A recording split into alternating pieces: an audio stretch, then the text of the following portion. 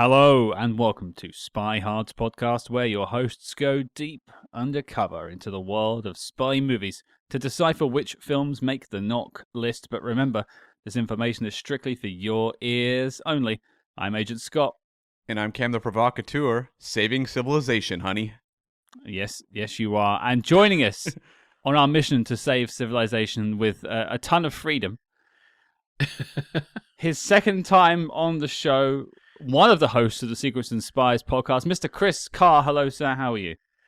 Good. Thank you very much for having me. And fun enough, you mentioned freedom. I had a pint of freedom the other day at a Korean restaurant, and it tasted good. Freedom always tastes good. So I highly recommend it. I think it's a popular beer in South Korea or something like that, but it's very good. Yeah. We're already starting off with beer recommendations, so this is already going off the rails. I love it. Let's keep going. But Chris, we had you on famously for a beloved episode in the SpyHards back catalogue, and that is Spy Game. I think it's just over a year ago now that episode came out. Firstly, it was a wonderful episode, very well received, and everyone loved hearing you. So I'm glad you're back to outclass us once again. Mm-hmm. I don't know if that's going to happen, but but thank you very much for having me back. And I really, really enjoyed doing that Spy Game episode last year. And I just have one question: have you revised the knock list to actually kind of make a correction and put Spy Game on it? Okay, so a little bit of like insider here. The short answer is no, we haven't. Oh, that's a shame. But very soon we have an interview with the writer of Spy Game, who you've had on your wonderful show as well, Mr. Michael Frost Beckner, and we talk about this gap in the knock list and if that should be corrected. So we do have that chat, but I think as it stands, it's still a no, but it's a no with like, but you should probably watch it anyway. Yeah. Well, I think we should start a Twitter campaign to get this changed. But there we go. It'll be that coming into the knock list and something like You Only Live Twice coming off the knock list or something like that. I think that. Yes. Yeah. I feel like there's a few. I think that Born Identity and Burn After Reading are the three that kind of stand out. Like I fought for Burn After Reading the most out of those three. But I think if people were to kind of like poke holes in the knock list, those are the three that would jump out.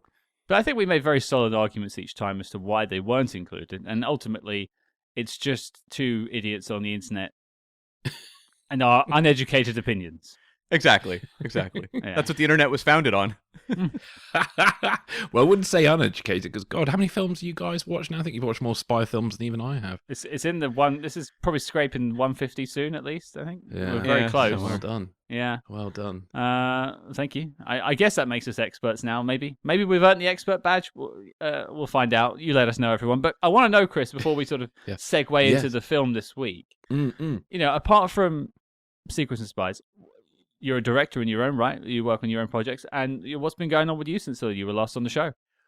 Well, today, and it's an interesting day to have happened on. So today is obviously the anniversary of the 70th anniversary of Casino Royale being published. And today I just signed my first ever option for a screenplay. Unfortunately, I can't say an awful lot about it because it may amount to nothing, but it was quite a big deal for me. So it's a feature film script that I co-wrote, all about the world of espionage, geopolitics, and intrigue, my area. And that's probably the biggest thing that's happened since we spoke, and it literally has just happened this morning. So it's taken me a year and a bit to get to that point. So that's been really good. And then you mentioned my podcast, Secrets and Spies. So now we have a co-host, Matt Fulton, who's the author of Active Measures, and he and I are now doing a new strand called Espresso Martini, where we kind of look at the spy stories of the month, and we're now doing that twice a month. And my God, there are a lot of spy stories when you look at it on a monthly basis. We could probably do a daily show, but I don't think either of us have the time for that at the moment. So those are the key things, really. Sorry I can't say much more about this film project, and fingers crossed it actually leads to something, because now the producers are trying to get it financed and made. So you never know. That might end up on the on this show one day in a few years. Well, firstly, congratulations are in order. Thank you. I mean, it's very much like a spy story where you can't tell us anything. It makes complete sense. It's actually spot on. So, well, I guess that's all. I mean, we can talk about maybe offline a little about it, but like, we wish you all the best with it, and hopefully you can come back on as a Spy Master interview one day. Wouldn't that be weird? That'd be nice. That'd be cool. What a strange upgrade. That'd be a turn of the books. Yes, and you're smart. Don't be like the Star Wars people announcing what it is and what it's going to be, and then only to have it, perhaps not happen. Yeah, no, that's smart. Hold the cards close, like Bond would. Yeah, superstition, man. Because there's a few I call them near misses I've had over the years where you want to tell everybody, but then you feel like you'll look like a clown because they just don't amount to anything. Because that's just the nature of this business, sadly. So fingers crossed. I've had that before with us. There was a guest we had booked many years ago, or a while back, and I told one person that they were going to come on the show, and then that person vanished. And I was like, never doing that again. That's it. That's it. Yeah, my new way of handling that is if there is someone exciting we're talking to about a potential interview, I will tell people this might happen, but I don't know. Exactly. Exactly. Best way to be. Yeah. Cool. Well, I think it's time to head over to the fingernail factory. Oh yeah. Cam, what are we talking about this week? Yes, a very appropriate movie for having Chris Carr back on. We previously talked about Spy Game, directed by Tony Scott. This week, we are going to talk about 2008's Body of Lies, directed by Ridley Scott. It's keeping it all in the family. That's right. This is, again, one of those new ones to me. I hadn't seen it before. I'm familiar with some of Ridley Scott's work, but not this one particularly. Chris, had you seen this film before? Oh, yeah, long time ago. I missed it in the cinema, sadly. I have no idea what I was doing in 2008, but it's one of these films I kind of caught on DVD a few years ago. I've probably watched it about 5 or 6 times in total, wow. I think. So, and this was the first time I've rewatched it in a good probably 3 years. And what about you, Cam? I didn't see this in theaters, and I don't know why, because I know 2008 I was writing for my university paper, and I was seeing everything. But for some reason I didn't wind up seeing this one, and I watched it on video. And honestly, my memories of it were pretty vague when I sat down to rewatch it the other night. I think I was okay on it the first time, but nothing that really stood out, or I guess begged revisits the way that maybe Chris watched it over the years. Nerdly, yeah. I'm sitting there going, I've seen it twice. Chris, like 6 times, maybe 10. Who knows? I mean, how many times have you watched Spy Game? Oh God, 20 plus. I've lost track now. Yeah. You see, that's how Scott is for Condor Man. That's the only movie that Scott can make that claim for. Yeah, I actually have watched that over 10 times. I can. No, are you serious? Yeah. Have you? Oh, cool. Yeah. Oh wow. I've even got it on my phone when I'm doing like long distance journeys and I just can't be bothered to watch anything else. Have they shown it at the Prince Charles yet? Because they should do. I've asked, I've emailed, I've letterbombed, I've done everything. Like I want it on screen, but I think at this point I'm just gonna have to hire a theater for everyone and just screen it myself. You should. Yeah. Condor Man could be a nice live event for you guys. Who's turning up for Condor Man? Yeah, some people are like, "Hey, come to a Bond screening." That makes sense, but no, we're playing Condor Man. Keep it secret, whatever it is, and then people find out it's Condor Man. Watch them all fly away as the movie starts. Well, if you're not familiar with Body of Lies, here is your Letterboxd.com synopsis. And there's already a red flag in the first line because it reminds me directly of the film The Recruit. But here we go anyway. Body of Lies. Trust no one, deceive everyone. That tagline must be used countless times over the history of movies, right? I'm surprised we haven't bumped into it more often than just this and The Recruit, to be fair. Yeah. The CIA's hunt is on for the mastermind of a wave of terrorist attacks. Roger Ferris is the agency's man on the ground, moving from place to place, scrambling to stay ahead of the ever-shifting events. An eye in the sky, a satellite link watches Ferris. At the other end of that real-time link is CIA's Ed Hoffman, strategizing events from thousands of miles away. And as Ferris nears the target, he discovers trust can be just as dangerous as it is necessary for survival. Yep. It's a lot of words for saying nothing at all. I mean, it's whenever I read these, I'm wondering when they're based on books, how much they are just kind of like somewhat copying like a lot of the content to the back of the book. Yeah. Weirdly, it actually doesn't really touch on the plot of the film. Like, that's basically the relationship at the start of the film. It does nothing else from that point. Yeah. No, that's true. Hey ho, I guess it gives you a flavor of it's a spy film at least. Yeah. Well, I'm interested to sort of hear this one because this is falling into sort of the territory of like the Bournes are successful, Casino Royale's come back. 2008 is a busy time for spy movies. How did we get such pedigree behind a spy film, and why is it that no one's talking about this film? Yeah, so this was based, as I said, on a book that was initially called Penetration, and then they changed the name to Body of Lies. Wisely. Scott bought 15 copies of the book when it hit shelves. Yeah.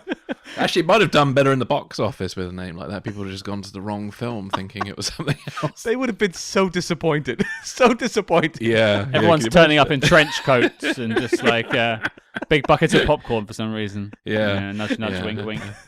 They're all like Robert De Niro in Taxi Driver going to the theater. Yeah. Yes. I was just thinking of Condor Man with trench coats. But yeah. Sure. Or the movie Trenchcoat. Yeah. Also with trench coats. Yeah. Yeah, all that. So the book was written by David Ignatius, who's an American journalist and novelist, often compared to Graham Greene. And basically the rights for this were snapped up very quickly after publication. I'm curious, like, I know, Scott, you haven't read this book. Chris, did you ever read it? I haven't read this book. I've read my favourite spy book is actually written by David Ignatius, and it's Agents of Innocence. And for whatever reason, I've not read any of his other novels. I don't know why. I should do. So unfortunately, I haven't read the book behind this. Okay. I just want to call you out for a second. You just automatically assumed I hadn't read this book, Cam. Like, what? What is that? Can we just break that down for a minute? How low is your opinion of me? You just think, nah, he ain't read a book. I was like, this is a pretty fair assumption, I think, to make. I mean, you're right, but still, I'm offended. For all you know, there's a PhD you've written on it, but wow. Well, there's like certain Bond books. I would be like, Scott, have you read that one? Versus like Penetration by David Ignatius. I'm like, there's no way. There's no way. Imagine. I was just thinking, imagine reading that on the tube. Scott, have you read See Spot Run? Have you seen The Hungry Caterpillar, Scott? Have you read that one? Yeah. Could you imagine having a copy of Penetration on the tube and you're trying to read it and people looking at this book that you're reading? And I remember years ago I got mocked for reading the novel of Die Hard, which had a different name, but it was called Nothing Lasts Forever. And the book I got was obviously a film tie-in and had Die Hard on the front cover. And somebody went, "Oh, look, he's reading Die Hard." So imagine if I was reading Penetration. You know, it's the awkward bit where you're reading the book and then you sort of look up and make eye contact with someone sitting across from you. Yeah. And it's like, sorry, look right down again. I didn't mean you. And by the way, the novel Die Hard's based on is really good. Is it? Yeah, it's quite dark actually. It's darker than the film, and it's interesting. It's a bit different because it's actually a sequel to another book, but that's a whole other podcast. So if you ever do a Die Hard episode, let me know. Yeah, because I think the original book was turned into a movie, wasn't it, with Frank Sinatra? Yeah. So it's the detective, and Frank Sinatra had the option to come back for Die Hard because of the character. I think it's Joe Leland. I think is the character's name. God, I can actually remember a name. That's impressive. So then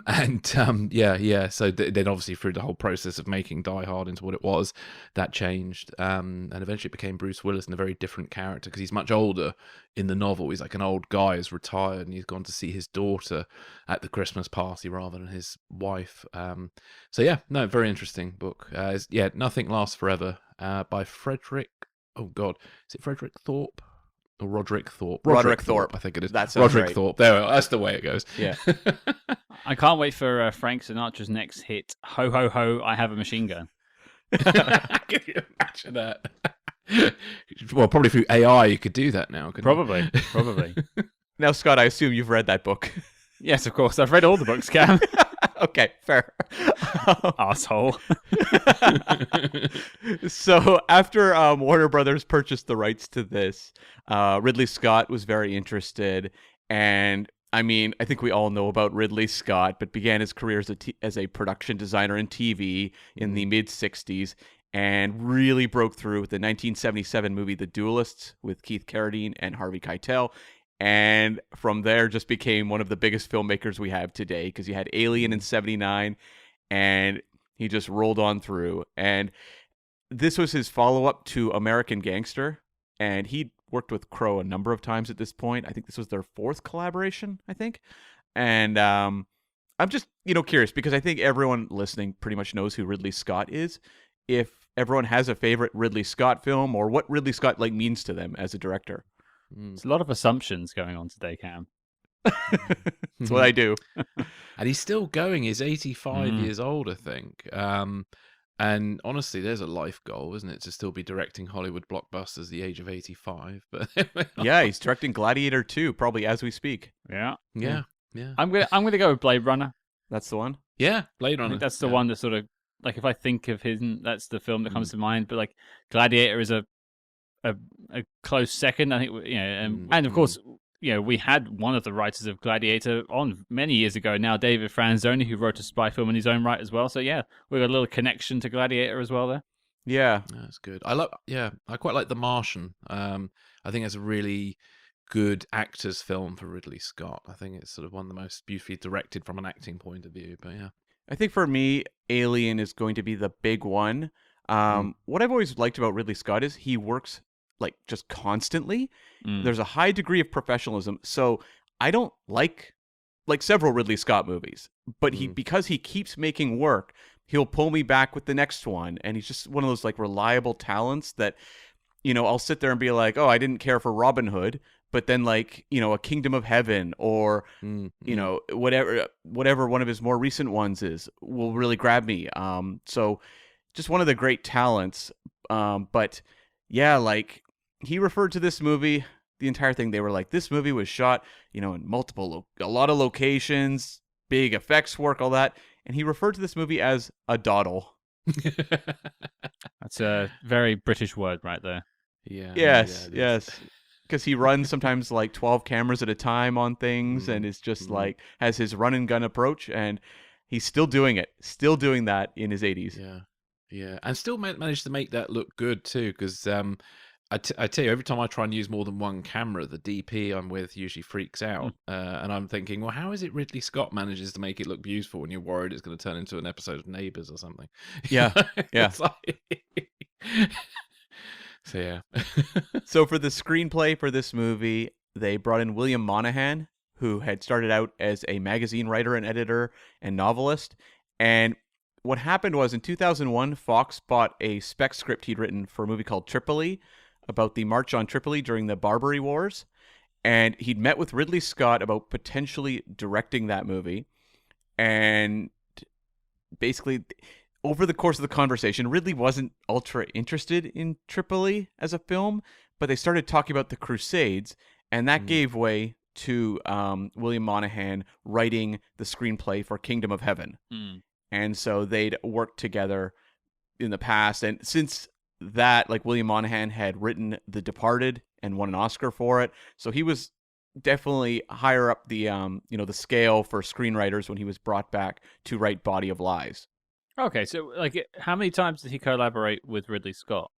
I think it's a couple times at this point. Yeah. I think it's just the two major ones, because what happened was William Monahan started writing and directing himself, and he made a couple movies. He did a movie called London Boulevard with Colin Farrell, and Mojave with Oscar Isaac.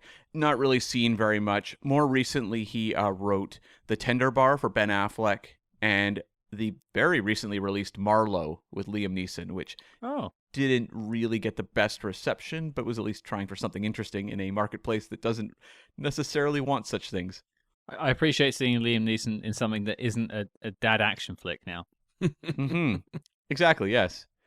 And there was also a script polish done, uncredited, by Steve Zalian, who is one of the big names in screenwriting to this day. And we talked about him previously for Falcon and the Snowman. Yep. But he also worked on Clear and Present Danger, Schindler's List, The Irishman more recently. And he also worked on American Gangster.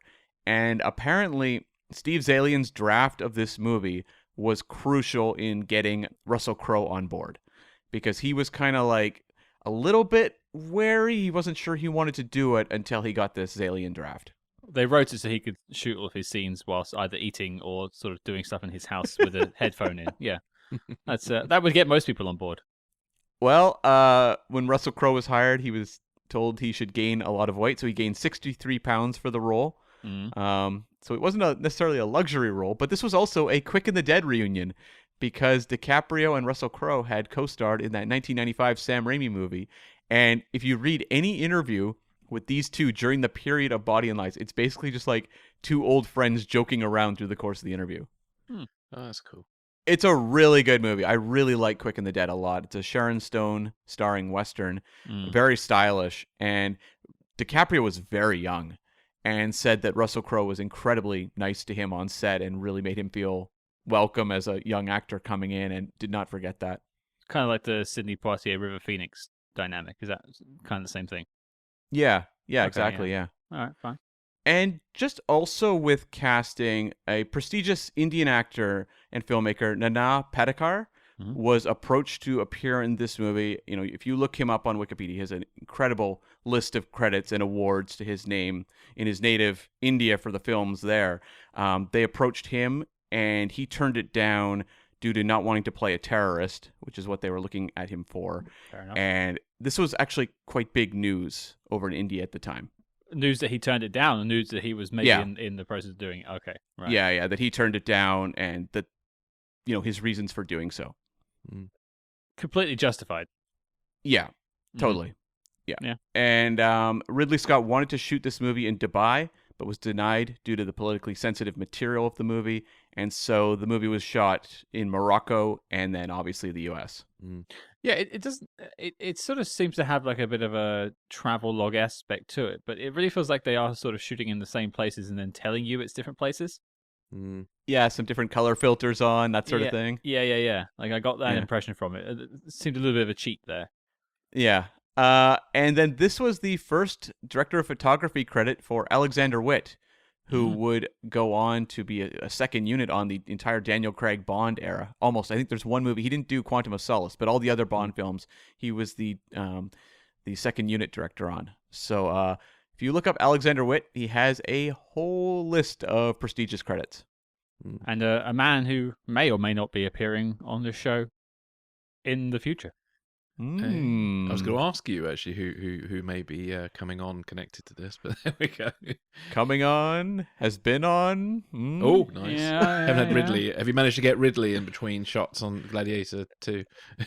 He's not answering my call for some reason. He must not have his headset in, like they were in the film. Ridley Scott would be one of those dream ones. It would be so exciting to get him, but I've watched enough Ridley Scott interviews to know it would not be an easy interview to do. Yeah. That would be one I would call in sick for and leave you to just fend for yourself on that one, Cam. Yeah, he's known to be a little prickly with interviewers, and it would be a little tense, I think. Yeah, okay. Okay, the budget was $70 million. Domestically, it did 39.4. International, it did 76.5. For a worldwide total of 115.9. I actually remember at the time this was deemed a real failure for this group. Ridley Scott had previously done A Good Year with Russell Crowe, which was like a real flop. So this wasn't regarded in the same way as that movie, but it was definitely seen as a pretty major underperformer. Well, it's telling because I posted about this on social media, which isn't exactly the barometer. But when I put on I'm watching something, you usually get a bit of people will interact and say, "Oh, I saw that. I haven't." Body of Lies didn't seem to get anything. Oh, that's a shame. Nothing, really. It was certainly not what I would expect from a film of this caliber with this sort of cast and crew. That's what surprised me. A lot of people say, "Oh, I haven't seen it." I wonder if it was like a marketing thing, maybe, or something like that. I would guess part of it was that there was a whole glut of Iraq War inspired films that came out around that time. This one was actually, I think, a little bit later in the run because there was a whole bunch earlier, and audiences didn't really respond to just about any of them.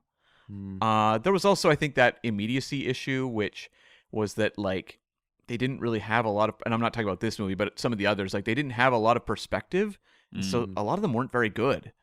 And I think this movie may have fallen victim to just that kind of disinterest in that trend.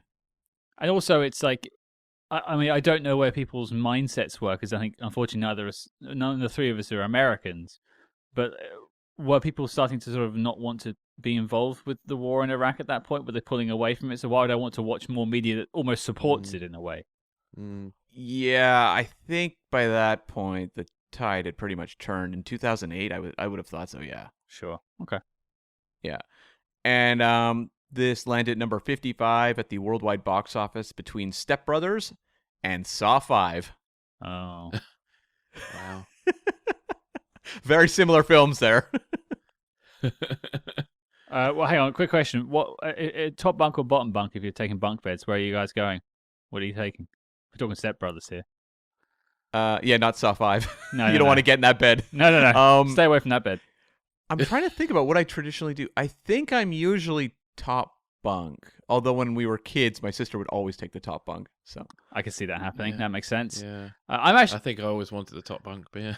I'm a bottom bunk kind of guy. I like the ease of access. Just you're on the floor, you can get out of the room real quick. You guys have to deal with a ladder. It's just awkward. Yeah. I can run real quick. It's true. It's just having a view, I think. Having a view. It's cozy being inside the bunk bed. Like it's like a little, like it hugs you. But well, that was a diversion. Please continue, Cam. And so the top three for the year: number 1 was The Dark Knight. Number 2 was Indiana Jones and the Kingdom of the Crystal Skulls. Oof. And number 3 was Kung Fu Panda. Also notably, number 7 was Quantum of Solace. Okay, so not quite on the par of Quantum of Solace. Definitely a few spots down, but still top 50-ish, just about. So it's doing okay, but obviously didn't make much money. Yeah, and also like when you compare it next to, say, Saw 5, Saw 5 was made for nothing. And so was like hugely profitable, whereas this movie cost a chunk of money plus all the marketing money and all that. Yeah, that's fair. I can't say much to the Saw franchise. I think I've seen the first one. That's about it. Interestingly, there was an interview I was listening to with David Ignatius about this, and Warner Brothers, when they commissioned it, expected that it probably would make a loss, and they still went ahead. Wow. Because they really believed in the story. And I think that's incredibly rare now. Yeah, that seems almost alien, unheard of now. Yeah, but in the back in the day, I'll put it that way. Occasionally, studios or studio executives, if they really believed in something, they would commission it just purely for the sake of getting this thing made. Because in the end, with all the other films they make that year, it would kind of balance out on the books. But nowadays, I don't think we have that kind of. I don't know. I don't think you get executives so connected with stories these days as you used to. But yeah, I wonder if it's also when you have this cast and crew together, there's at least this kind of hope in the back of their minds that they have a potential Oscar film, which even if it's not successful, like major box office hit, you get to at least have it up on the wall as like best director winner or something, or best picture nominee. And that was not the case. It got, no nominations for anything. No. The only other real note I had about kind of that post-release was actress Golshifteh Farahani was actually banned from traveling by her home country of Iran for appearing partly unveiled in the film. And she would later basically move to France, and she posed nude in a magazine and was banned from Iran forevermore. Good for her. Yeah. Take the power back. I like that. Yeah. Well, let's examine this body of lies. Let's take a look at it. Chris, you've ventured back onto the show. God knows why you've come back, but I'm just enjoying it. You're here. You're here. What do you think of your 7th watch of Body of Lies? Well, I say what my initial thoughts are. I appreciate a Hollywood spy film that kind of goes to great efforts to research and include kind of real life references to aid the story. I think Body of Lies is quite a rare beast in it being an action thriller that actually looks at Al-Qaeda and uses it as a backdrop to a fictional story. Other films that deal with Al-Qaeda tend to be based on facts, so like Zero Dark 30, 13 Hours, 12 Strong, just to name a few. Despite the film taking a lot of dramatic license, it does make an effort to get the basics of tradecraft and the life of a case officer operating abroad right, which to me makes it much more interesting in the film genre if you compare it to other espionage films of that period and even more recently. So I think that's sort of what it is that sort of draws me to this film. Is it a perfect film? No. Should it won an Oscar? I don't think so. It's not really an Oscar-winning film. It's my kind of popcorn film. Mm-hmm. And I think if anybody ever gave me the keys to the Bond franchise, I'd definitely want to be more in this direction than the way Daniel Craig's Bond era went. Because I think, for me, like going a bit of a tangent, but like the Daniel Craig films, with Casino Royale, there was a lot of promise to make kind of more gritty, more real-feeling Bond films. And I feel after Quantum of Solace, it kind of they went away from that and never came back to that again. And that was a real shame because I felt like, I don't know, Al-Qaeda was a real threat. The War on Terror is a real thing. And a lot of spy movies didn't want to deal with it. And they were much more interested in dealing with the idea that maybe the CIA is the ultimate evil and so on, which I always felt was a bit of a cop-out. So I appreciate this film for that, really. It's interesting, though, that, this comes out the exact same year as Quantum of Solace. Like, there is that kind of similar energy in the air, and there is a bit of a post-Bourne, I think, influence going on with both films. Well, it's kind of littered through this whole decade, these sort of semi-serious to serious thrillers that are based on war or the real side of espionage. I mentioned The Recruit earlier, but off the top of my head, I can't think of any, but there are quite a few. Zero Dark 30 is, I think, 2012, but still, there's a lot of them around this time. So it feels like it was definitely in the water. Yeah. Cam, what did you think? I find this movie frustrating, Scott, in that there's so much to like about it. This movie looks like $1 million and more, $70 million, I guess. Sure. You have actors who are watchable no matter what they do. You put Russell Crowe and DiCaprio in any movie. It can be the most boring concept I could ever imagine. And I'm like, well, it was watchable because they were there. Condor Man. And no, that's the most remake, exciting. Yeah. Wait, who's Condor Man out of the two of them? Oh. Who is Condor Man? I think it's DiCaprio. Yeah. I think Russell Crowe's playing his best mate who actually works for the spy agency. Yeah. That lines up actually a little too closely. The people listening to this that have never seen Condor Man are so lost right now. We're sorry, folks. Go watch Condor Man. Anyway. Yeah. So it's like, in terms of what they are setting up, I'm definitely into it. And there's a number of sequences that just have that Ridley Scott mastery to them that in isolation really work. I find this movie, though, I kind of feel like it doesn't really know what it wants to do. Like, I think it wants to make statements about, the Iraq War and U.S. involvement in Iraq and the Middle East. And you have a lot of very serious back and forth. You have this kind of exposure to how human beings are treated. But there's like a weird gloss to this movie with the romantic subplot and the way that's dealt with, that I suddenly feel like I am very much watching Hollywood spy thriller, but like trying to also kind of walk this line between, we are doing something profound, we are making statements that you can't get elsewhere. Look at how Russell Crowe's character is making these life and death decisions just on a whim while he's out, with his kids, and what DiCaprio's going through in the field. But at the same time, I have like the love interest stuff. I have DiCaprio getting captured and escaping in very unlikely circumstances. It feels like this weird mix of kind of the moment social commentary and pulp, and to me the two just kind of are fighting the whole time, and it affects like even like the pace for me, where I just feel like it kind of is starting and stalling over the course of the movie. I can't find fault in anything you said there, Cam, because I think my spiel is basically the same. I really felt that exact problem. I'll probably just jump into mine and sort of reflect on them both because they are kind of similar. I just said this was, I said I was in two minds about this film. That was my top line. On one hand, you've got this sort of tight, densely plotted thriller, and the unfortunate realities of espionage, the disillusionment of operatives in the field, sort of disinhibition of the people up in the offices watching it over, the cold calculations that they have, that life and death happens on a whim. All very heady stuff, and you think, oh, this is really good, meaty things to tackle. But then at the same time, you've got this like love story that just it feels completely out of place.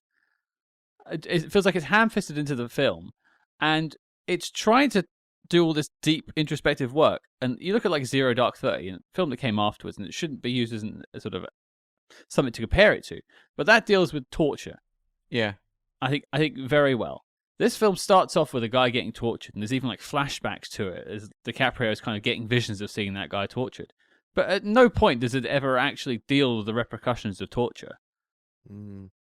Whereas Zero Dark 30 actually you see Jessica Chastain have to deal with it and kind of learn to live with it in a way, and actually take a look at the subject. This just feels like a popcorn action flick with it's in disguise. It is a spy itself, pretending to be this heady spy film, but really it is just a Ridley Scott action film. Yeah. Well, in my dislikes section of my little notes here, I put, I do feel depth has been sacrificed for pace, and I think that's the issue with this film. As much as I enjoy it, there's a lot of things it sets up that it never really explores, and I actually wonder if it actually would have made a better miniseries than a movie. And just to your point about Aisha being shoehorned in, she actually was. She wasn't in the book, from what I understand. Really? Yeah, so her character was there. So she was there to kind of represent Ferris's love of the culture that he could never be a part of, and that kind of makes sense. Yeah. But the problem is, again, she's a nice little 5 minutes or whatever in the film, and I do love that scene where she, where they're having the family dinner. It's great, but it's like that's kind of it, and she just feels like an element of the plot and nothing more, and it's real shame because she's really interesting. And she gets shuffled off at the end of the film anyway. You don't even get any resolution with it. You know she's fine, but like she doesn't visit him in the hospital or anything like that. It's like it's just sort of shrugged off because it's not actually important. It's just a plot element they needed. And there's like a toughness to kind of, I think, what the movie on one hand is trying to do, where you have, like, for example, the Oscar Isaac character is like blown up in an attack, and DiCaprio's in the hospital, and they're like pulling bone fragments out of him from Oscar Isaac. There is a horror to that I don't know that I've ever seen that in a movie before, where something like that happens. And I'm like, that is like visceral, it's unsettling, and it is totally at odds with what the movie's like doing later on, where it's like DiCaprio's captured, he's getting, the speech from the terrorist leader and tortured, and then like escaping under unlikely circumstances. And it's just like, these two things feel like they don't quite mesh together well. That's where I'm so torn, because it's not a movie. It's sometimes more fun to come in and be like, I hated this movie, here's my list as to why. Yeah. It's one where I just find myself frustrated, even though there's like sections of it that I really enjoyed. You mentioned the Oscar Isaac thing there, and just a funny little coincidence I noticed. In the next 4 years, Oscar Isaacs will again appear at the beginning of a spy movie and get blown up. Yeah, that's right. The Bourne Legacy. Yeah, that's where he started, I guess. I wonder if there's any more spy movies we've yet to encounter where Oscar Isaacs gets blown to smithereens. Maybe it was in his contract for a while that's what has to happen. Maybe. Yeah, only green M&Ms, and you have to blow me up in the first 10 minutes. Yeah, was it your interview with Roger Donaldson about the woman getting killed from some object going through a windscreen? Yeah, reminds me of that. Yeah, that's right. Yeah. And Oscar Isaac, was it 2 years later, was in Robin Hood, where he played not the sheriff, the Prince John, and I didn't care for Robin Hood. I thought it was actually kind of a dud, but he was amazing in that movie, and had the big iconic "I proclaim thee outlaw," the line that got played and memed to death at that point in time. And I really think like Ridley Scott has a pretty big hand in helping launch Oscar Isaac to become the star that we all love now. I mean, when the ICBM hit him at the end of the film, it was a bit much, though. That's not the Robin Hood myth I remember. Oh, whoopsie. See, it's getting his no time to die territory. Yeah. Well, let's mosey on over, because we're kind of leaning on the bad a little bit. Let's talk about things that we did like, because we like to celebrate films, because making a film is damn hard, even the bad ones. Oh yeah. Things that we like. Chris, I'll throw to you first. Give us something you liked. Well, I do. So I'm really intrigued by the dynamic between Russell Crowe and Leonardo DiCaprio. So in my notes I put Roger Ferris. He's obviously the case officer on the ground, and he he understands the language, he understands the customs and the culture, and he sees the kind of consequences of what's going on. Whilst Russell Crowe's character, being the boss in HQ, he's sort of all cut off from everything, and he's sort of more seeing it as a chess piece. And what was quite interesting, I did an interview recently on my podcast, and Russell Crowe's character reflects something known as the September the 12th attitude. So what that was, when 9/11 happened, the day afterwards, September the 12th, the CIA kind of had this sort of kind of unwritten policy that every day from now on in the War on Terror is September the 12th, and we've got to treat it that way. And so I feel like Russell Crowe really captures that. Obviously, the film doesn't make a big deal of that, but when you read into it a bit more, it's like, oh, okay, that's really interesting. Because Russell Crowe is equally as committed to, I suppose, the mission as DiCaprio is, but they just have a very different way of doing it. And DiCaprio is obviously more the archetypal case officer on the ground, or the way you would hope they would be, and Russell Crowe's the sort of opposite, this sort of more slightly arrogant Machiavellian kind of character. But those dynamics do exist within CIA culture, from what I understand. And also I love Mark Strong's character as the head of the Jordanian intelligence services, and how then he and Russell Crowe kind of like the angel and devil on Ferris's shoulder at different points in the story. And the other thing I really love, I mean, the film does make an effort to kind of go into sort of spycraft. And so you see Ferris cultivating local assets. So we had Bassam, played by Oscar Isaac. I actually really like that opening, was it 10 minutes or whatever, with him. You kind of get a real sense of how CIA officers work with a local operative and how they kind of use them and get them to sort of find more people and so on. So all that sort of stuff was really great, and I love that kind of stuff. And it's sort of missing from a lot of spy movies. So those are the kind of things I really love. But I'll hand it back over to you, because otherwise I'll go on for hours. But well, I had a note that DiCaprio's character's history with partners is about as good as Dirty Harry's by the end of this movie. And with the Russell Crowe DiCaprio relationship, it's one of the big strengths for me and one of the big selling points. And I like that the Russell Crowe character comes across as just so ineffectual. Every time you see him, he's just kind of overweight, kind of, just paunchy around the house, just doing chores with the earpiece perpetually in his ear, and he's just talking. And yet, like, he's the character who often does, like, the deadliest things, where, he goes and has basically that asset they're working with, tries to grab him and gets him killed. And it's just like, oh, well, whatever. Whereas, like, the many people would look at the Mark Strong character as being maybe the more intimidating one, but is the one who has much more of an honor code and is willing to be more loyal as long as you are loyal to him. And Russell Crowe, I love him in this movie. Absolutely love him. But I have a question. Is this a good performance? Because I'm not sure. There is a lot of this performance is really playing up those glasses. A lot of looking over the top of those glasses. You could make a drinking game out of how many times Russell Crowe goes to the look over the top of the glass as well. And yet, like, I love his work in this movie. Like, to me, it's actually more of a draw for me watching it than what DiCaprio's doing. Well, I wrote down, it's one of my likes, and I'll just sort of, because I guess it connects, is I think both of the two leads really disappear into their role. Like, I think they both give quite good performances. They may not, either of them particularly stick with me, and I may not be rooting for either of them, because neither of them are particularly nice people. But I think they really do both blend in well to that world and feel like they are fully fleshed out characters. So I would tip my hat to Russell Crowe. I think he did a good job with it. Yeah. Yeah, there's just that mundane nature of someone who is making just life and death decisions every day, and you just wonder what the mindset of that character is. Like, I actually think about what that character is just day to day is. How does he divorce himself from the actions we see of this loving father with what he's actually doing? There's like a psychological complexity to that individual that I just find fascinating. Like, I would watch a whole movie about this character. There's such a huge disconnect in his life, like what he's doing compared to what he's actually living and experiencing. But I imagine, and Chris, you've interviewed real spies and people like that on your show. You've actually dealt with real people that have worked in espionage, unlike us who deal with films. But you have to have a sense of compartmentalization. You cannot wear these things close to your heart, because I think your heart will blacken very quickly with some of the things you have to do. So maybe that is the right choice. Maybe he is embodying what a good spy master should be.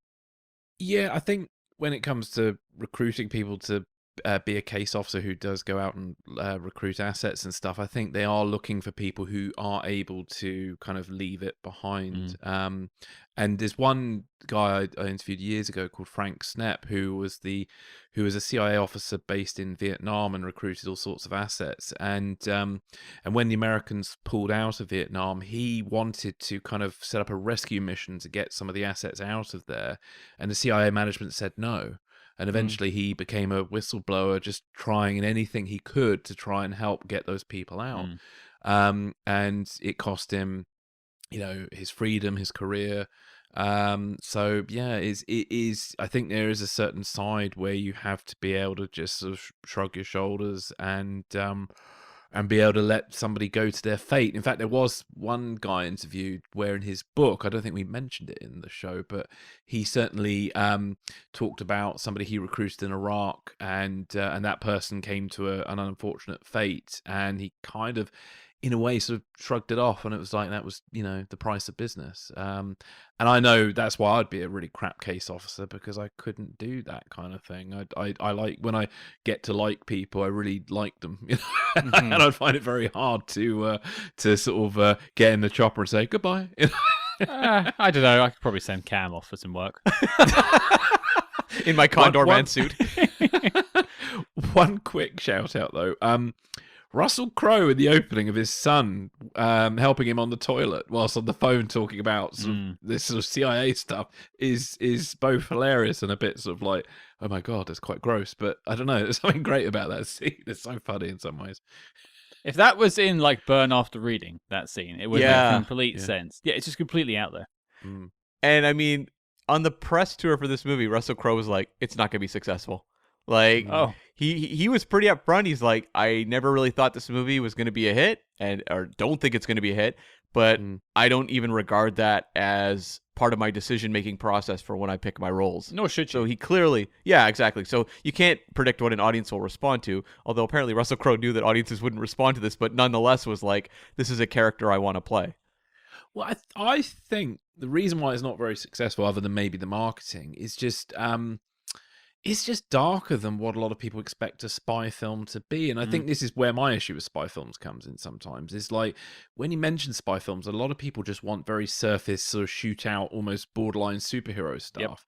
And then you give them this, and it's sort of it's trying to be a bit of a coda on the war on terror and trying to be a shoot 'em up action film at the same time, hence why it's conflicted. And that's why I don't think it did very well, because it wasn't quite deep enough for some people and it was too deep for other people, and it was trying to please everybody and pleasing nobody. I wonder if they were, from the point of view of the studio, hoping that this would be like Blood Diamond, which is kind of that political action film that, again, that one had a lot of Oscar attention attached to it. It made a lot of money.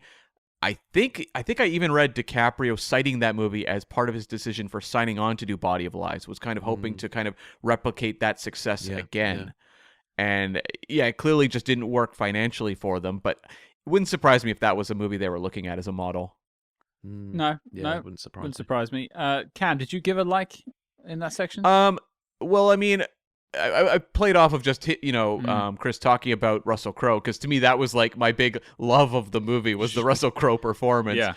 But Ridley Scott's filmmaking, I mean, you can look at Ridley Scott's worst movie and there's going to be unbelievably beautiful moments just because he's so incredible as a visual stylist. And we have seen a lot of action scenes in spy movies. We've seen a lot of kind of desert set action in war movies and spy films as well. Quantum. And I look at like Quantum. Yeah. I look at like the car chases in this movie, the shootouts they have. Like there's the whole act they put on of the, our car broke down and they go to that little, hut that they think maybe a terrorist cell there.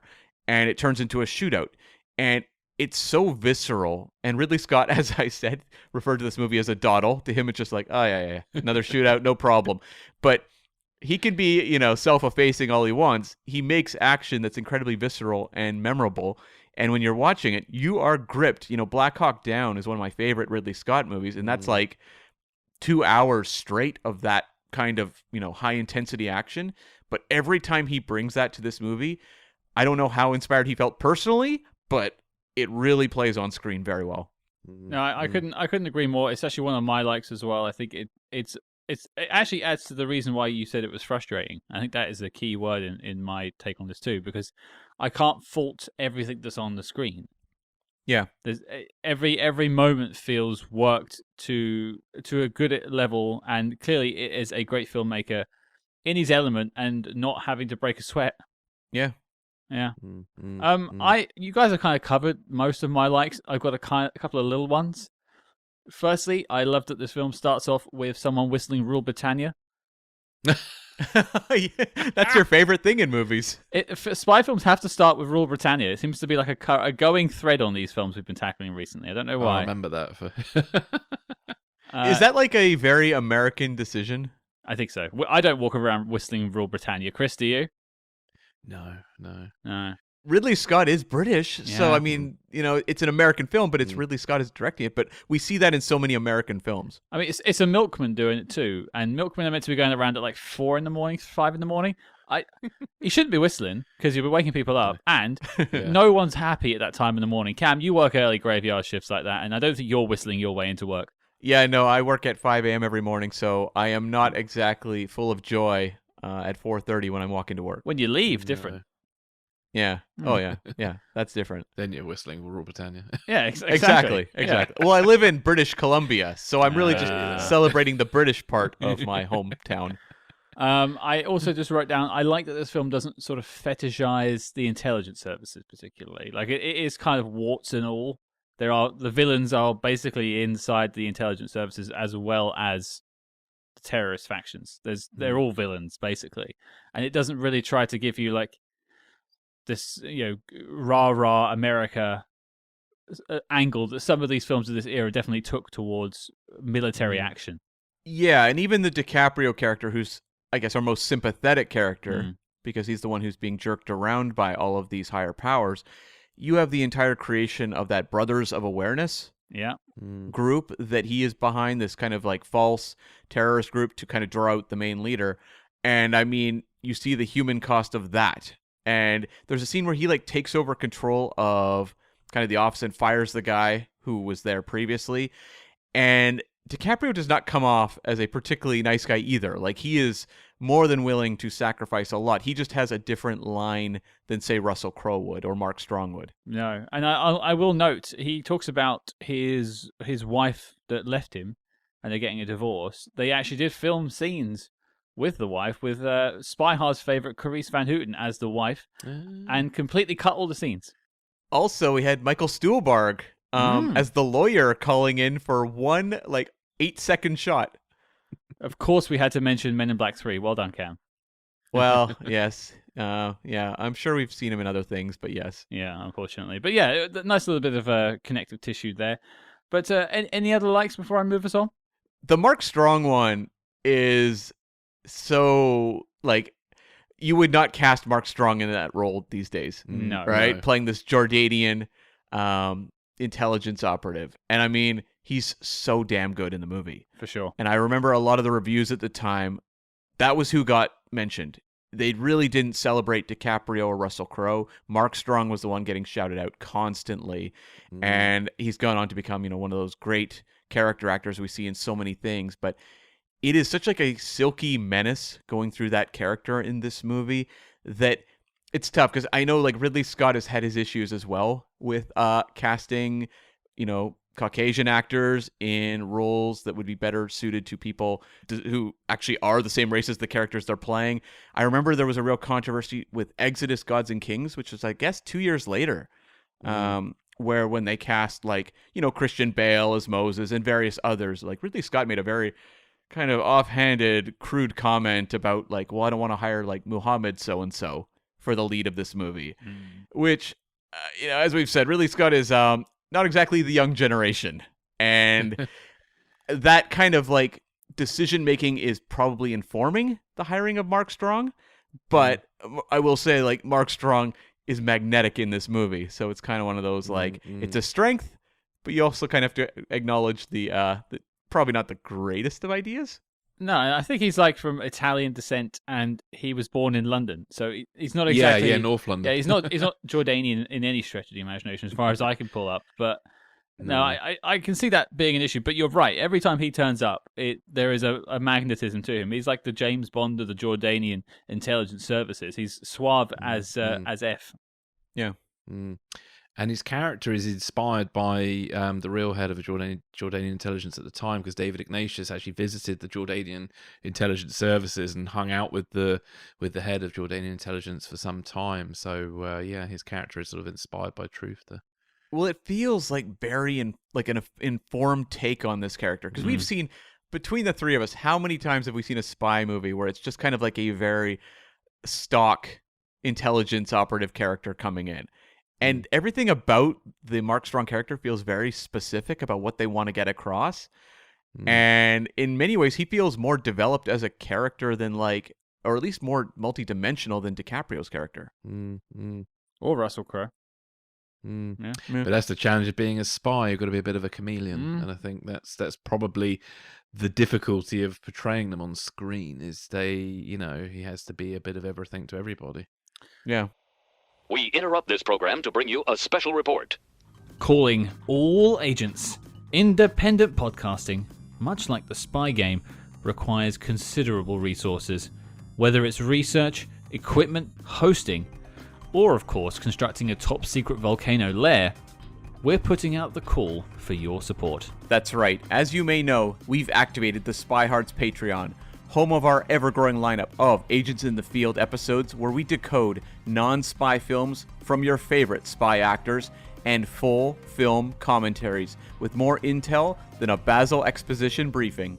Cam, what have we got in our crosshairs this month? We are wrapping up a month, so it's time for the latest edition of The Debrief, the May edition, where we're going to tackle Dead Reckoning, Bond, and all the other big spy news that has made our world that much more exciting. And if that sounds delicious, then become a true spy hard today and join the circus at patreon.com/spyhards. But before this message self-destructs, Cam, resume the spy jinx. Well, I feel like we're drifting into dislike territory. We've got to start pulling out those bone fragments now. Oh, no. Chris, you're up. Something you disliked. Well, yeah, the pacing. When I rewatched it just the other day, I couldn't quite put my finger on it, but I think we've kind of have put our finger on it now. But the pacing's off. And again, the Aisha character, as much as I like her and like the scenes involving her, she still just doesn't feel developed enough and just feels a bit superfluous to the plot, really. I understand wanting her in there to give Leo something to do in that sense, like an extra, layer to his onion, as it were. But it just, I feel bad for the actor in a sense, but I feel like it's not economical storytelling. It actually is wasting time having that scene of them out together having tea. And I love that dinner scene. Like you mentioned that, Chris, as well, the dinner table scene with the family. I think that's some good, like a little look into sort of what's going on in DiCaprio's head having to defend the US position during the war. But that could have been done in many other ways. He could have gone out to dinner with the Jordanian leader and like someone else could have questioned him. His date could have questioned him. And that could have been far more on topic than having this whole love affair that isn't wrapped up and is discarded to one side. And their relationship, I like that there's certain elements of it that are interesting, like, the family dinner and having the sister, much more of the dominant personality and interrogating DiCaprio. I like the moment where they're saying goodbye after the dinner and he goes to like take her hand or whatever, and there's the people looking down and watching. Yeah. Like you get that sense of that kind of cultural pressure she'd be under. So there's like some specifics there that I like, but what do these two talk about? Like they go out on that date where they go to like the refugee camp. There's barely any dialogue. He gets thrown into the back of an SUV at the end of the date and like driven away. And I'm like, I just think a movie that cared about this character, her character, and I don't think there's anything against the performance. I think Farahani's actually pretty good in the movie. But I would just like to know about them as people. And I don't have a good sense as to who she is. I know her job. I know her family dynamics. But I don't know emotionally where she's coming from or anything like that. It's like he's infatuated with her immediately, which is completely fair enough. Love at first sight is a real thing. You do fall for people when you meet them.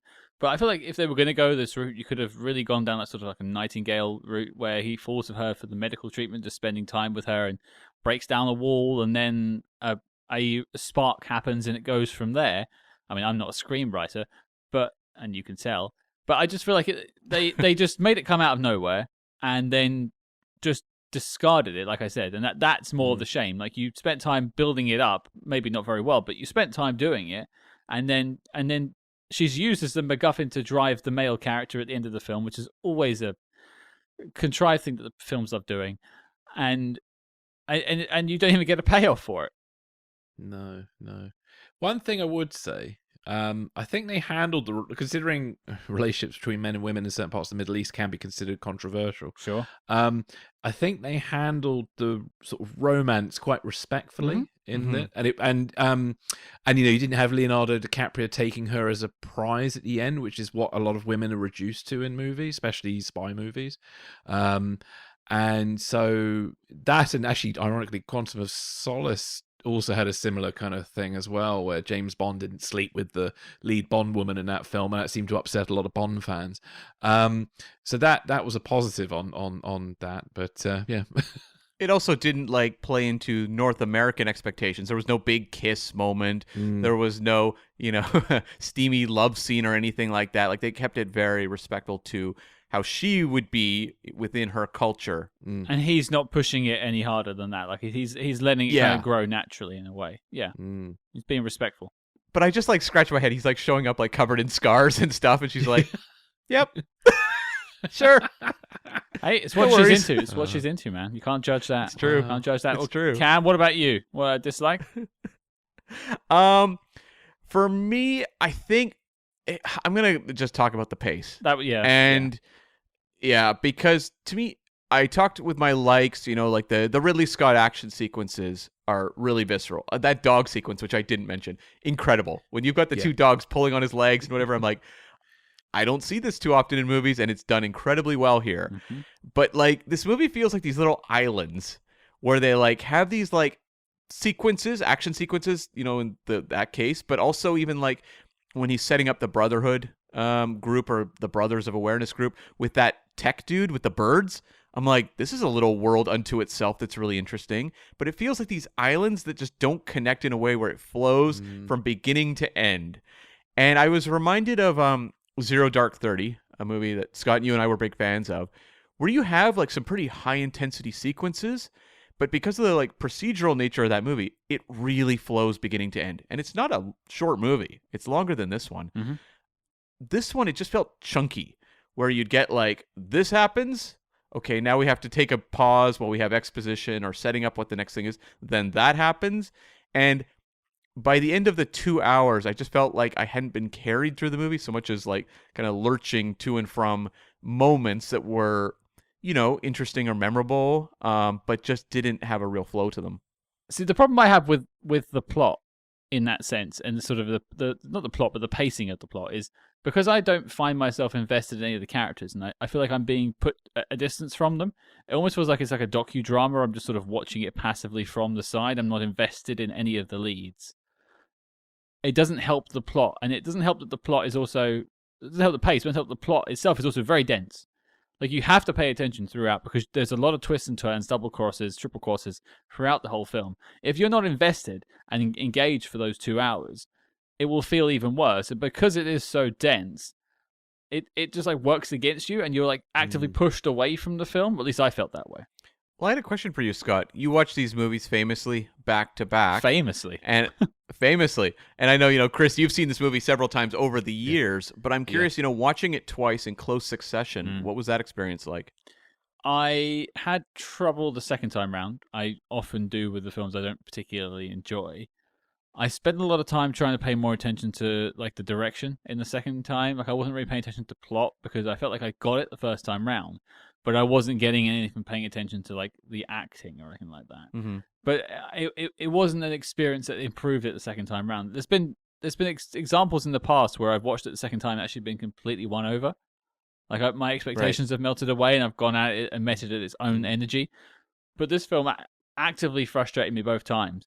I feel like the pace just bogs you down. I think at one point on the second viewing, I stopped because I forgot where I was, and I went to get a cup of tea. I was like, oh my God, it's like still an hour and a half left. I thought I'd been watching it for 2 hours at that point. It really just doesn't click for me like that. But it is actually a segmented film. There's about three sections of it, because there's different missions that he goes on, more or less, and then they capture at the end. And maybe that's a way of navigating it. But yeah, I don't think the second viewing helped me at all. I think part of the issue for me is that you have this series of missions, and I think it should feel like they're building, like you're getting closer and closer to the Al Salim character.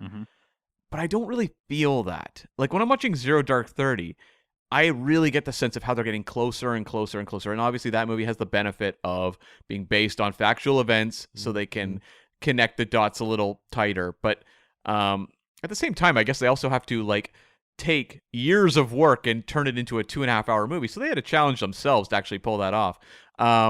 Whereas this one, I don't feel like each mission kind of builds on the previous one in a way where they really feel like it's a progression. And one quick point I was going to throw in, actually, not enough Al Salim. I would like a bit more of him. He's just sort of ends up becoming sort of generic bad guy, really, because there's not enough of him. They're trying to keep him mysterious. I kind of get that, but I feel like with a film like that, you kind of need more of him, and maybe he becomes more of a threat, because he doesn't really feel like a threat, really. But no, we don't really know anything about him. They're like, well, he's someone that is going to declare war, and is obviously having these terrorist acts in Europe, and is going to potentially attack the U.S., but I don't know that much about him. He feels like kind of just a fill-in for what a lot of the anxieties were at this point in time. Well, I think you both have sort of tackled my dislikes as much as you did with my likes. So I'll just throw in a couple of little notes I had left over. I think I mentioned the sort of climax feels very sort of not unrealistic. I imagine that can happen, but it's all just very convoluted, contrived stuff. With they steal the girl and he has to go rescue her. Da da da da da da. Straight out of a James Bond film, which is nowhere near the sort of heady storytelling they were trying to do at the beginning of the film. It's all just very boilerplate stuff for Hollywood. I found, you mentioned El Salim, just completely one-dimensional. We needed more to hear more about that, and actually maybe, I'm not saying get behind any sort of cause, but just understand his perspective. If you're going to invest in getting an actor in and actually name them and give them screen time, give them a reason to do what they're doing. But he just gets the sort of the classic video thing, and then the torture at the end. Although I will say, gnarly seeing DiCaprio's finger get hammered off. Yeah. Some great practical effects going on in this movie. Yeah, for sure. Yeah. And it was competing with Saw, wasn't it? So it was on par with Saw. That's right. You could have a double feature back in those days, 2008. But yeah, that really does sort of wrap me up for dislikes. I feel like I've had more, but they are really the two big ones of the pacing and the sort of the love story. I will say with the love story, there is a little bit of subversion going on that, the Al Salim character was not behind her kidnapping, that it was actually Mark Strong's manipulations. So at the very, very least, they made that story a little bit, outside the box, but it's still the treatment of her character isn't very good. No, I think it just doesn't. It wants to be, and we mentioned this earlier, it wants to be quite heady and it wants to tackle these bigger problems and issues, but it by the end it doesn't pay any of it off. Yeah. Well, I think before we get over to Knocklistville, Knockville, the yellow brick path to Knockville. Yeah. I'm saving that one for future use. That's good. Let's just go through any final notes we have laying around. Chris, have you got anything hanging around on your notes? Wow, yeah, I love the guy called Garland. He's a strawberry eating tech guy, played by Simon McBurney, who was in Tinker Tailor, and his line, "It's been real." I like him. He's just a nice little character who just does his little bit to facilitate the plot. But no, he's great. I thought he was phenomenal. This movie has obviously a number of character actors that pop in. Oscar Isaac, rising star here, but I was finishing this movie being like, who is Simon McBurney and why have I not seen him in everything I've ever watched? He just creates this whole little world for this character, and obviously, the set dressing and the birds and all that helps a lot, but what a fantastic little minor character that feels like he could be featuring into a movie of his own. And I'd watch that. Yeah. I'd watch that. Yeah. Netflix. Yeah. Sign it up. That's the spin-off we never asked for. The McBurney Chronicles. Yeah. Yeah. Yeah, that would be good. Yeah. Oh my goodness. Well, Chris, if you want to get on that screenplay, there you go. Damn right. Snap those, get those rights sorted out. Yeah, exactly. Yeah. In terms of notes I had left, I want to know what phone network Russell Crowe uses because he has the best reception worldwide. Okay. This is introducing a element that we need to talk about, the technology in this movie. Okay. Not just the phone, but also the satellite images on DiCaprio at all times. Yeah. 2008, I don't recall cell phones being that strong. I don't recall. Well, they work for the CIA, don't they? So they got special secure phones. It's the only way to explain how they're allowed to even talk on mobile phones to each other the whole time. Yeah. But yeah, with the satellite technology, the Bourne films were just a few years before this. I don't feel like the satellite technology was as good in those movies, and those are a heightened spy series versus what this is trying to do, where the storytelling is kind of pulpy, but I feel like they're trying to ground the tech and kind of political situations within that specific point in time. I don't know. Do you guys think that the satellite technology was that good at that point? I think for the military it was. You think we're so? always about 20 years behind what the military have. Yeah. Okay. Yeah. Considering actually, even in the early days of the War on Terror, with drone technology and stuff, they were able to get real-time images all over the place and stuff. I think, yeah. I mean, yeah. For us, like my cell phone doesn't even work at my own flat unless I've got it connected to Wi-Fi. So yeah, so it's yeah. That's like my parents' place. You have to go stand right in front of the fireplace if you want a cell phone to work downstairs. Yeah. I was reading Roger Ebert's review of the film earlier on today, and he mentioned the exceeding accuracy of the satellite imagery, and he said he criticized that in a film a few years before, and it turned out that it was actually based on real life. So he wonders how real this actually might be. It's just it isn't common technology. Yeah. But I don't know if we were necessarily there at the point where you could zoom in and see what kind of backliver DiCaprio was buying at the market. Well, in the 1990s, the police helicopters that they have in the UK have got amazing cameras that can literally see your face from a crowd at sort of like 10,000 feet or something. So there's some pretty good tech out there.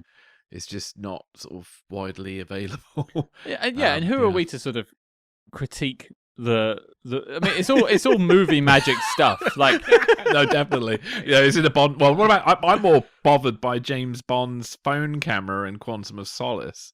That bothers me much more than anything in Body of Lies. When he's taking the photographs, all the Quantum members, not Spectre for copyright reasons.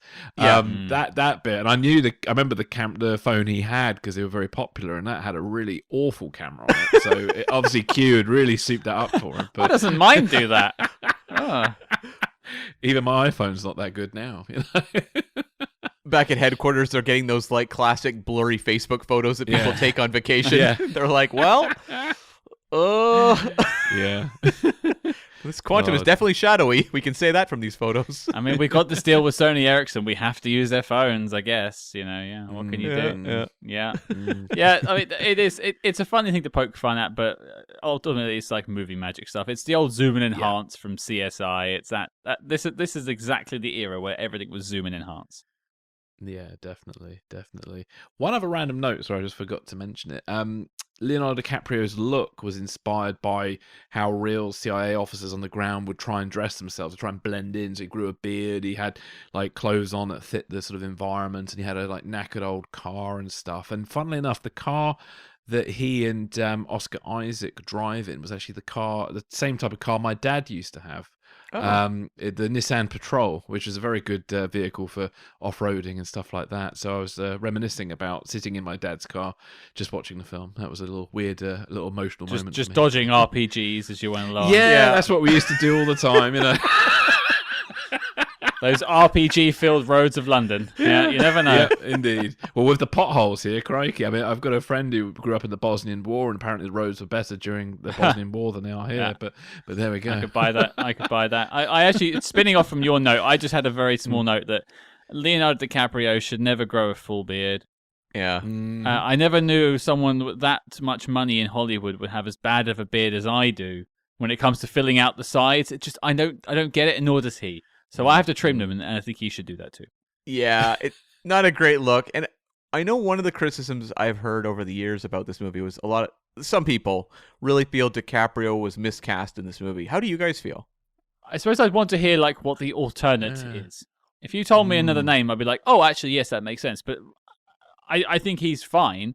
I think the character is not written to be someone you're meant to be rooting for because he's doing bad things. He's more like you're more observing the story happening than sort of getting invested in it. Yeah, he's meant to be the comedian. I think DiCaprio does an amazing job on it. There are many other people. I was just thinking in my head, Benicio del Toro would have been quite interesting. Been very different, but probably more menacing. I don't know. Yeah. Trying to think, because again, it would have been quite interesting to cast somebody who was more of Middle Eastern heritage or sort of fit in a bit more, just to give it a different spin. So yeah, no, there are many other actors. I think DiCaprio did absolutely fine. I think it's just the nature of his character to be a bit like that. And certainly David Ignatius thought DiCaprio did a good job. And there was an interview I was listening to just yesterday about how DiCaprio met with Ignatius at his house and was trying to work out Ferris's walk, and he proposed the walk, and Ignatius said, no. He would walk probably more like this. And then DiCaprio did something between the two. So... Yeah, I don't have any issue with DiCaprio in this movie at all. It feels actually... His walk is tremendous. Yeah. It feels like it makes kind of sense coming off... This is 2 years after The Departed, where it was also about someone in a deep cover assignment and how that's kind of tearing away at him. It feels like a role that was kind of like a pretty safe transition point for DiCaprio to try something that's a little more challenging but also uncomfortable terrain. So... I thought he was fine. A note I had, a very insignificant note, was the Russell Crowe character talks about flying over to see DiCaprio, in the field, and that he watched the movie Poseidon on the way there. And I was like, that is a very low-key slam on the movie Poseidon, because it's like, that was meant as a major summer blockbuster. And the fact that it's been now turned into a movie you would watch on a very small airline screen, I was like, that's about right. They were tempting fate with that comment, weren't they? Because that's what's happened to Body of Lies. Yeah, no kidding. They were like, boy, that movie was unsuccessful, right? And Poseidon, though, having seen Poseidon, that is just like the epitome of the airplane movie. Yeah. Yeah. I had one final note, and that is about Russell Crowe's accent. I'm not lambasting his choice. It's more, it just reminded me of a certain Bond character. And I'll read you a line, and I'll try my best to do the affectation. Oh boy, I love this. Europe is getting hammered, boy. Are you going for Sheriff Ted Lasso? Sheriff J.W. Pepper? It was an attempt at J.W. Pepper. Yes, it was the boy. Okay. I heard it and I was like, that's J.W. What's going on? I'm in the bayou again. I couldn't quite place it, but then I don't have the best of ears for American regional dialects. I'm sure someone from there would be able to pinpoint it exactly. It sounded kind of like Kentucky-ish or something. I was a little uncertain, but I enjoy that Russell Crowe was taking the swing. Sure, he was taking the swing indeed. But yeah, that wraps me up. Any other notes before I take us to Knockville? Yeah. Do any of you guys know the Jason Bourne connection to this story, and more from the novel than the movies, unless you count the original movie with what's his name? Oh, Richard Chamberlain? Yeah. I don't. Cam, do you know? I'm racking my brain. I've read plot synopses for the original Bourne book, but I don't think Carlos the Jackal popped up in this, so no. So what was Bourne's mission in the book? He was trying to draw out Carlos the Jackal, wasn't he, by posing as an assassin? Yeah. So kind of similar to the Bond plot, isn't it? Right. Yeah. Yeah, making up the sort of fake persona. Yeah. And funnily enough, when I finally learned that about the Bourne story, I thought, why the hell didn't they bring that into the Matt Damon stories? Because that's much more interesting with his character, that he's trying to bring out a real terrorist. Instead, they kind of went with, oh no, the CIA are terrorists. That was kind of what they went for with the Bourne films in the end. It was very much of the time, like pointing fingers at the sort of CIA and stuff. So I know why they went that way. I'm surprised they didn't go and visit the Jackal like in Jason Bourne or something in the late ones. Yeah, because it didn't have to be the Jackal, but going up against an assassin of equal capability is kind of a cool thing to do, isn't it? I would say that would have been a far more satisfying story direction for the fourth film than Jason Bourne versus social media. Yeah. As long as they didn't go down the Spectre route where it was like the Jackal was the author of his pain the whole time. Oh, yeah. Oh, okay. Who's playing the Jackal in this scenario, Scott? Well, Christoph Waltz, yeah. Cuckoo. But I'm the Jackal. He's not the Jackal, he's the cuckoo. Yeah. Oh my goodness. There you go, folks. That's the film that never was and probably shouldn't ever be. But okay, knock list time. Chris, famously, you didn't get Spy Game onto the knock list. That's all your fault. I'll blame you, but you have a second chance at this if you want to. Body of Lies, is it making the knock list for you, Chris? Yes or no? In principle, yes, it is. In principle? It's not a perfect film. It's not a great film, but I appreciate what it's trying to do. And I think if you put it in the spy canon, and if you put it as a historical piece, 2008, and where it sits with other films of this time, I think it deserves a place on the knock list. Okay, that's a yes. It could all happen. Cam, it's over to you. What do you think? Scott, I need Ridley Scott to make another spy movie stat so I can put a Ridley Scott movie into the knock list. Yeah. Because it wouldn't be this one for me. No. It's like, there's stuff I like about it. I would like to think that if they made an entire movie just about Russell Crowe's character, that would make the knock list, because I would be 100% on board of him looking over glasses for 2.5 hours. But Body of Lies, it just, I go back to that frustrating word, which is that there are elements here that could have fueled a movie that I think would have made it. And it just didn't quite deliver for me. And one of the issues we had with actually Spy Game was kind of the relationship aspect, the female character that was brought into that. And this one is that even bigger. It somehow is more, guilty of dragging down the movie. So it's a no for Body of Lies for me. Okay, 1 yes, 1 no. My decision actually counts for once. So I'm sure you're all undecided and unsure where this is going to go right now. I'm sure you're all, doing a drum roll in your head. It's a no. It's a no. I'll use Cam's word, frustrating. I think this was trying to be too many things at once. And it's a shame, because on paper, this film should be a knockout. From cast to crew. A knockout, Scott? Oh, a knockout? Yeah. Making puns, I didn't even know it. I love it. It should have been, just looking at the caliber of filmmakers and actors behind it. But alas, this is where we are. A fascinating film to look at, nonetheless. I think an example of an attempt of what could have been quite great, as Cam said. But no, it's a no from me. 1 yes, 2 no's. As such, Body of Lies is not making the knock list. Chris, 2 fails. I know. So what? But then we'll see what the audience say, because I remember with Spy Game, there was a bit of it kicked off something on Twitter. Well, SpyHards listeners, Spies and Secrets listeners, get at us and tell us what you think. Should it make the knock list or not? We want to hear from you. I think to really test like Chris's bad luck now is we need to give him like a film that should be a sure thing, like Manchurian Candidate or Spy Who Came In From the Cold, and be like, okay, is this making the knock list? And I think if he has bad luck, that will not make it. Oh, you see, I had the opposite thought. We bring him on for like Cats and Dogs 2, The Revenge of Kitty Galore, and you and I both put it on the knock list and have him vote no. Well, we could do The Grey Man if you want. Oh. Oh my goodness. Well, time will tell on Chris's next visit, but that's the dossier on the film complete and filed as classified. Chris Carr, my friend, thank you once again for coming on the show.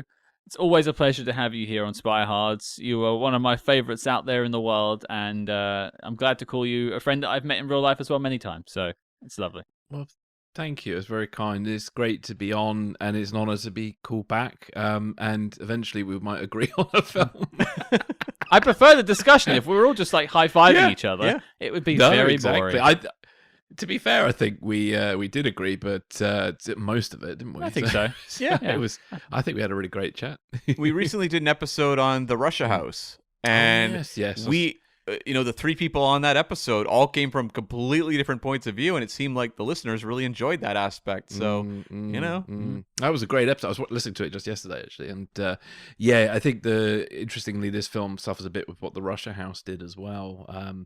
With this sort of trying to be authentic in places and stuff, and it was the Russia House is that's an interesting film. It is a bit, again, the pacing and stuff, and I remember you talk about the romance as well. I think a lot of films suffer from really bad and unnecessary romance plots, don't they? Underwritten. And underwritten, and they kind of then so that's what sort of tainted Spy Game a little bit. It certainly tainted this film, and it's a shame, really. But there we go. Well, it's frustrating because, Scott and I watch, obviously, a lot of older movies, too. And, you often see much better romances, like Notorious or, things like that. Oh, yeah, Notorious and then you great. Yeah, and then you compare it to when you were watching something like, Body of Lies, and you're like, really? Like, all these decades of, development, of storytelling and all that sort of thing, and we're doing this? Okay. Oh yeah. Have you guys ever? Sorry, I go off a complete tangent here. Have you ever guys watched the TV show Danger Man with Patrick McGoohan? No, I've heard of it. It's well worth a watch just because he had an unwritten. Well, it wasn't an unwritten rule. He had a rule known as the McGoohan rule. Basically, because of his Catholic background and stuff, he refused to have romance plots with the women in the show. Right, and it forced the writers to write much more interesting women. And I think Danger Man, interestingly, stands up better now than some of the early Sean Connery Bond movies because of this. Right. And I think, I don't know, maybe we need more McGoohan rules in films. Maybe. It doesn't always have to be a love interest. I know it's like an easy out, but well, Chris, again, always a pleasure. But, where can people find you online? What's going on your show at the moment? What have you got coming up? Yeah, well, you can find us at Secrets and Spies, which is on Twitter at Secrets and Spies. We're also on Spoutable, which is a new alternative to Twitter, just at Secrets and Spies. We're also on Instagram, guess at Secrets and Spies. So coming up on the podcast, we're hoping to get Shane Harris to return, actually. It's been interesting developments with the Pentagon. I'm calling it the Pentagon, not papers, the Pentagon leak. There's some stuff coming up about that. And we've got the liquid bomb plot. So you remember I mentioned about the September the 12th attitude in the CIA. That's where I learned about that, was in an interview I just recently did about the liquid bomb plot, which was almost Al-Qaeda's most successful bombing campaign, which thankfully the CIA, MI5 and the Thames Valley Police managed to stop. So that's coming up in sort of May, that one. So yeah. Well, there you go. Oh, nice. One to check out. Obviously, there'll be links in the show notes below to all of that. And I'm sure we'll be atting you on social media when this episode's out so people can find you that way too.